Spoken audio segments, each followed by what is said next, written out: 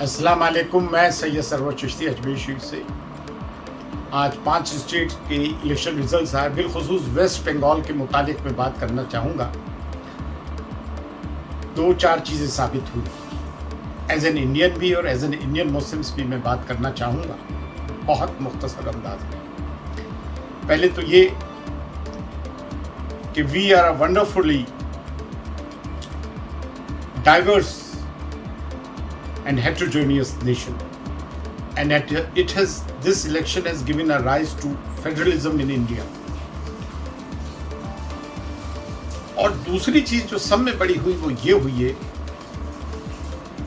कि Hindu communal card को regional political parties काट सकती हैं, और रीजनल इलेक्शंस में फीमेल्स का, महिलाओं का, खवातीन का वोट परसेंटेज बहुत हाई रहा, वोटर्स एज अ वोटर्स। और एज एन इंडियन मुस्लिम्स मुझे आज बहुत खुशी हो रही है, क्योंकि 2 लोकसभा इलेक्शंस ने बड़ा मायूस किया था कि मुस्लिम वोट डिवाइडेड हो गया था। देखिए, दुनिया में जहाँ भी डेमोक्रेटिक कंट्रीज़ हैं और इलेक्शंस होते हैं, तो जो माइनॉरिटीज़ होती हैं, जो अक़लियत होती हैं, जो अल्पसंख्यक होते हैं, वो एन ब्लॉक वोट डालते हैं, कंसोलिडेटेड वोट डालते हैं, कंसोलिडेट। उसकी वजह ये होती है कि मोनोलिथिक वोट डालते हैं, क्योंकि उनमें फेयर साइकोसिस होते हैं, उनमें डर होते हैं, उनमें आइडेंटिटी क्राइसिस होते हैं, चाहे वो रिलीजियस हो, एथनिक हो, लिंग्विस्टिक हो, कोई भी माइनॉरिटी हो, वो एक होके वोट डालती है। पिछले 2 लोकसभा इलेक्शंस ने मुस्लिम वोट बैंक को बिल्कुल ज़ीरो कर दिया था।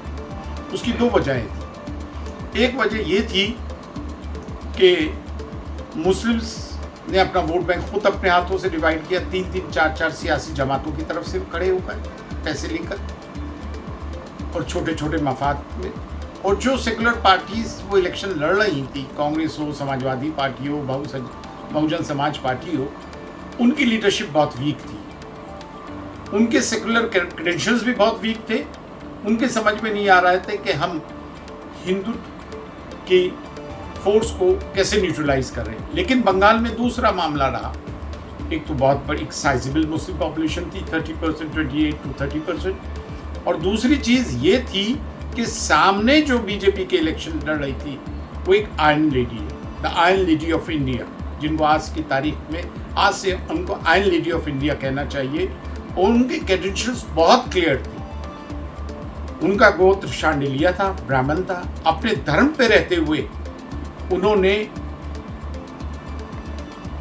इंडिया के प्रेम्बल का सेकुलर डेमोक्रेटिक कैरेक्टर का रोल निभाया। हालांकि दूसरी तरफ इतनी बड़ी ताकत थी कि हिंदुस्तान के प्राइम मिनिस्टर ने 20 रैलीज की, अमित शाह होम मिनिस्टर ने 50 रैलीज की, योगी आए जो कम्युनलिज्म को प्रमोट करते हैं, बहुत सारे लोग आए, 2 5-स्टार होटल्स बुक की गई, तमाम सेंट्रल एजेंसीज ने उनको सपोर्ट किया। उसके बावजूद उन्होंने जीत दिलाई, क्योंकि वो फर्मली कमिटेड थी इस बात में। और कुछ लोगों ने मुस्लिम वोट्स बांटने की कोशिश की, लेकिन मुसलमानों ने ये तय कर लिया था कि हमें ममता बनर्जी को जिताना है, और वो जिता कर रही। She is a street fighter. उनमें खुद में एक क्षमता थी जो जीती। अब हमें क्या करना है? अगर आप ये समझते हैं कि बीजेपी इस हार के बाद सांप्रदायिक कार्ड खेलना छोड़ देगी, तो आप लोगों की गलतफहमी है। उनके पास सांप्रदायिक कार्ड के अलावा कोई दूसरी चीज़ है ही नहीं। आपने 7 साल से देख लिया, वो हर सब्जेक्ट में फेल है, इवन ड्राइंग तक में फेल है।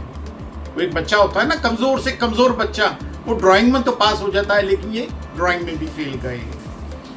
ये कैडर बेस्ड पार्टी है आरएसएस की, और आरएसएस के जो आइडियोलॉग थे गुरु गोलवालकर, हालांकि पार्टी तो हेड गवर्नर ने बनाई थी, उनकी बंच ऑफ थॉट और वी आर नेशन वो डिफाइन पढ़े, जो भी मुसलमान पढ़ेगा उसके तन बदन में आग लग जाएगी, और सेकुलर हिंदूज भी इसको टॉलरेट नहीं करेंगे।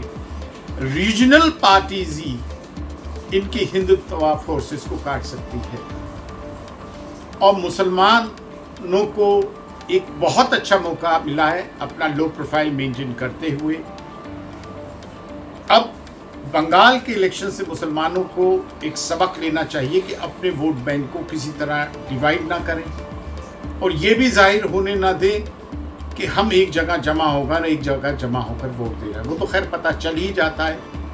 और इस दरमियान अपने बच्चों को आला से आला तालीम दें, उनमें लॉयल्टी, वफादारी अपने मज़हब से, अपनी मिल्लत से, अपने कौमों वतन से, वतन परस्त तो हम हैं, इसमें तो कभी कहने की बात नहीं है, ईमानदारी, वफादारी और जुर्रत सिखाएं। जुर्रत कहाँ से पैदा होगी?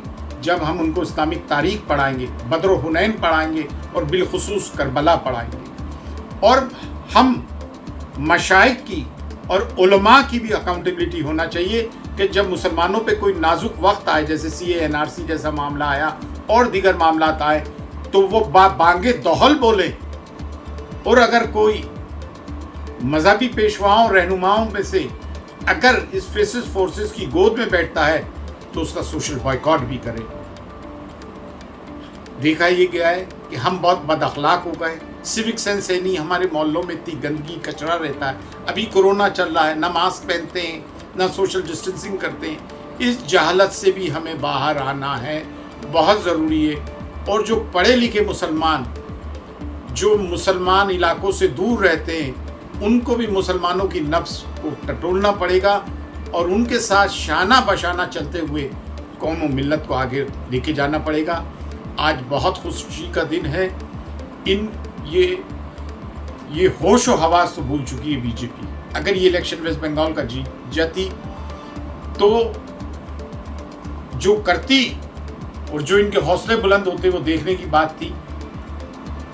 अगर इलेक्शन 2 महीने बाद होता तो बीजेपी असम भी नहीं जीत सकती थी और जो इतनी सीट्स आई हैं बंगाल में वो भी नहीं आती थी। ये खुशी का दिन है और मुसलमानों को खुश होने के साथ साथ आने वाले वक्त के लिए अपने आप से भी कुछ माहिती करना होगी। फी अमानिल्लाह, अल्लाह हाफ़िज़। मज़ीद वीडियोस और अपडेट्स के लिए हमारा चैनल सब्सक्राइब करें जनता सुद्दी उर्दू।